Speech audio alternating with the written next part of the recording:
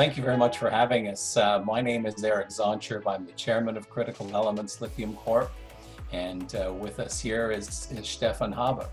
I'm the president of Critical Elements, and that since already January 2017. It's fair to say that the current battery technologies are still being refined. Most of the new technologies are being advanced through research. They still incorporate lithium and may even increase their lithium content. New battery platforms beyond lithium-ion batteries, however, are many, many years away from being commercialized.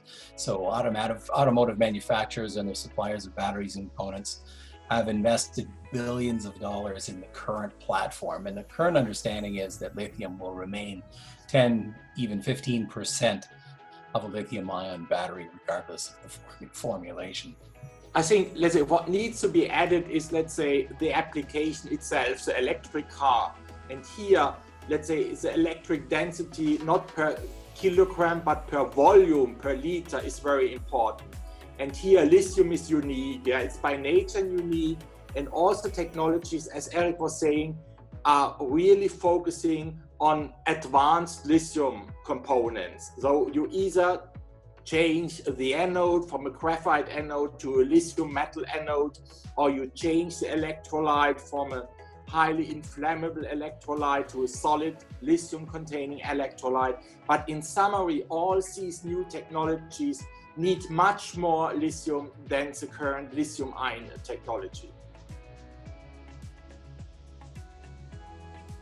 It's true that the lithium pricing has softened since early 2018. High-quality battery materials like battery-quality lithium hydroxide, for example, have stayed fairly firm, especially in the key Japanese and South Korean markets.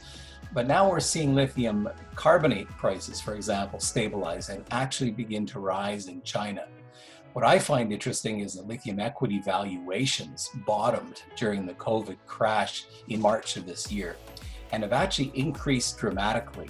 If you look at it, for example, the average enterprise value per ton of lithium carbonate equivalent in the ground, it's increased 468% on average for lithium equities since mid-March. That's far outperforming the equivalent averages for silver, copper, and gold. In other words, lithium stocks have actually been outperforming on average all their peers.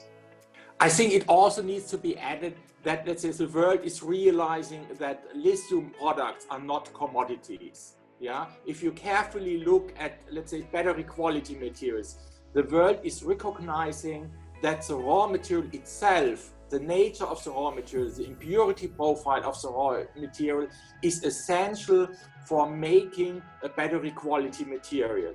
Though that in our case at Critical Element, that means our high purity spodumene qualifies nicely for the manufacturing of lithium hydroxide battery grade.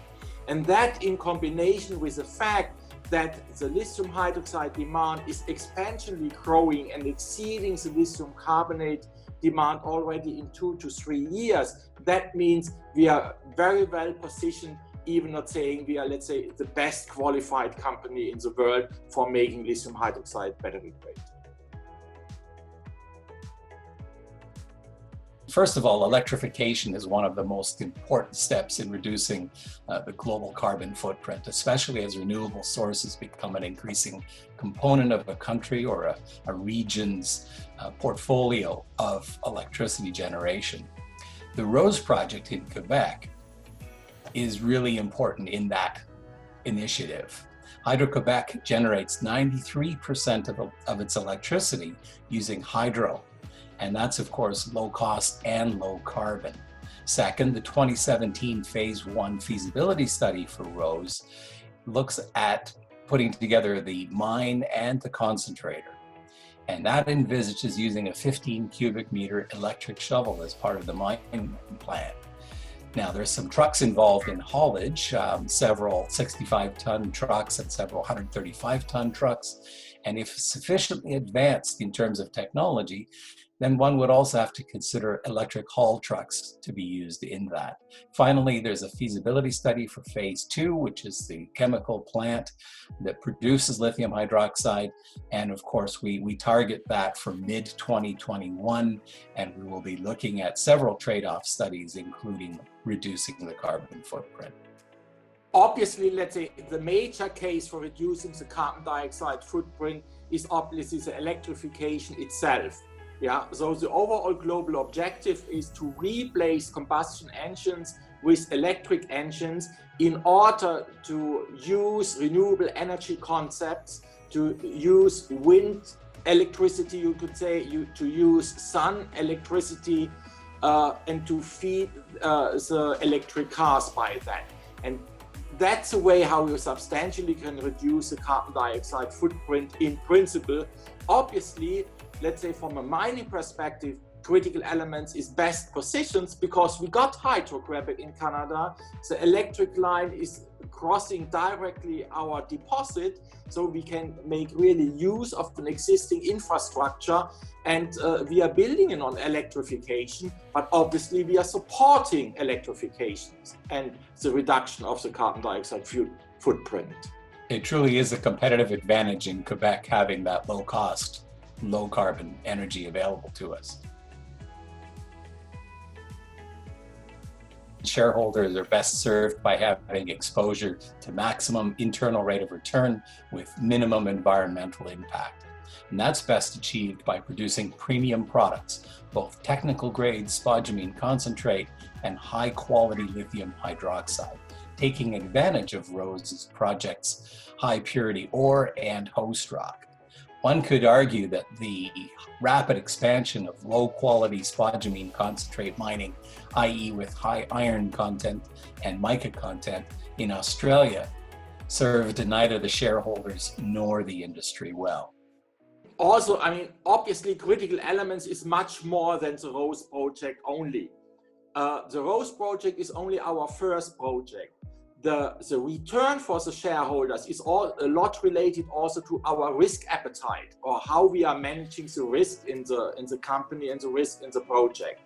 So we are following a low risk approach. Yeah, we do want to rely on conventional technologies. We don't want to make, let's say, develop sophisticated technologies. We really want to keep a low risk profile. But that's one thing to do. And the consequence of that is, let's first develop Rose, bring that to the market, get a cash return as soon as possible. But then in order to use the cash and to reinvest it again, in order to make other developments, because we have a huge landscape, we have a huge amount of mining claims, and we have been drilling already in the past and developed already other discoveries. So we are prepared to move the second and the third project forward. And that's for us a sustainable basis for a sustainable shareholder return, but also for a very long lifetime and a significant size of critical elements. That's a great question. I'll give you 5 excellent reasons. 1, Critical Elements has the vision to create a large, responsible supplier of lithium to the market. To do that, we have first up the Rose project, which is one of the highest purity, undeveloped hard rock lithium projects globally. And that's just the first in our portfolio. We have a land package of over 700 square kilometers. We have strong management that's been there and done that. If you look in particular at Dr. Steffen Haber, he has built a lithium company which was sold for $6.2 billion to create Albemarle's lithium division. Advantage Quebec, great government support in one of the top mining jurisdictions with low cost, low carbon energy. And then finally, close partnership with the Cree, our Cree partners next door in the communities, the Cree Nation. We've already formalized the partnership, the cooperation with the lithium, with the Cree Nation next door. The lithium is a growth story. Lithium is urgently needed in order, let's say, to reduce the carbon dioxide footprint in general in the world. We need to move from combustion engines to electric cars, and that's not possible without lithium. And we are relying on, let's say, one of the cheapest deposits, one of the best quality deposits, and we know the market, we understand the market, and we know how to turn that deposit in a high value product like lithium hydroxide battery quality. We are best positioned, we know how to do it, and that makes it a great success. For me, it's really important, having been an analyst for 34 years, in effect being a movie critic. It's time to make my own movies or help make movies. And so I want to personally participate in growing Critical Elements and that battery hub in Quebec. I call it EV Nord, which is a really cool opportunity. I think we're facilitating the re-ratings that are occurring as de-risking is occurring in Critical Elements through permitting, partnership, and financing. And then finally, I like a significant return. And I think, as Steffen just said, that Critical Elements is going to be a critical success. And I want to be exposed to that. Eric mentioned everything what is important. Yeah, I mean, I know the industry now for 15 years. I was leading the largest lithium company in the world, Rockwood Lithium. I know really what's about the deposit. I really know what's about the market. I really know about the critical success factors, and I'm convinced Critical Elements is best positioned, and that was the reason why I joined the company 3 years ago.